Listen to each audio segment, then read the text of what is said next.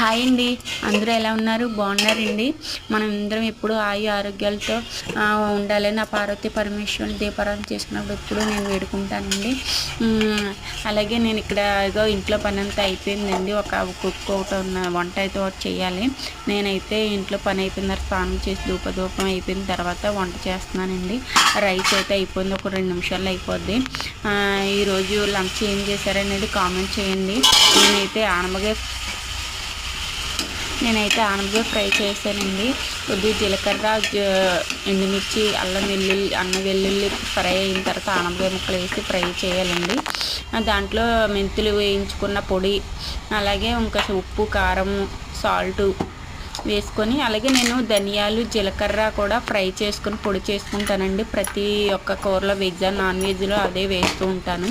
ముందు చూసిన వీడియోలో అయితే మేబీ మీకు తెలిసే ఉంటుందండి. నేనైతే ప్రతిదానికి ఇవే బయట కొన్ని మసాలా అయితే వాడను అనమాట. మనమే ఇంట్లో చేసుకొని వాడుకుంటే బాగుంటుంది, టేస్టీగా ఉంటుంది, హెల్దీ కూడా.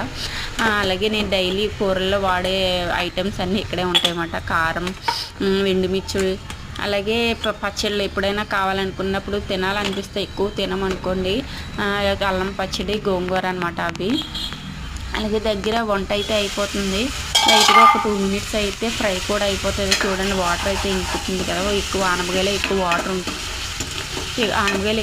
ఉంటుంది కాబట్టి వాటర్ అయితే ఇంకిపోయింది. ఒక 2 మినిట్స్ అయితే ఈలోగా రైస్ వాష్ చేసిన వెంటనే ఇంకా కర్రీ కూడా అయిపోద్ది. కర్రీ కూడా నేను ఆఫ్ చేసేస్తాను. రైస్ అయిపోయిందండి. రైస్ అయిపోతే ఇంకా వాష్ చేశాను. వాష్ చేసిన వెంటనే ఇంకా కర్రీ కూడా అయిపోతే నాకు ఇంక టైం అవుతుంది. వేరే పని కూడా ఉన్న పని కూడా వెళ్ళాలి.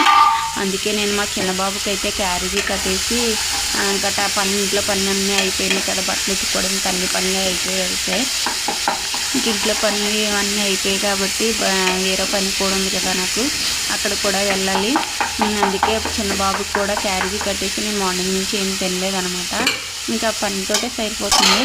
అలాగే చల్లదనం అయితే ఉన్నది, ఎండాకాలం కదా. కొద్ది వీలైనంత వరకు ఎండాకాలంలో చల్లదనం తినండి.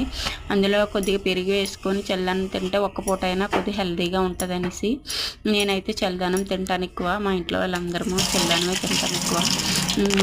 అలాగే నా వీడియోస్ చూసిన ప్రతి ఒక్కరికి థ్యాంక్ యూ సో మచ్ అండి. నన్ను ఎంకరేజ్ చేయమని ప్రతి ఒక్కరికి కోరుకుంటున్నానండి.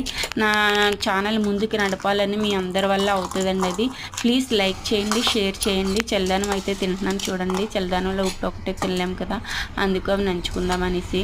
ప్లీజ్ అండి, ప్లీజ్ సబ్స్క్రైబ్ అండి.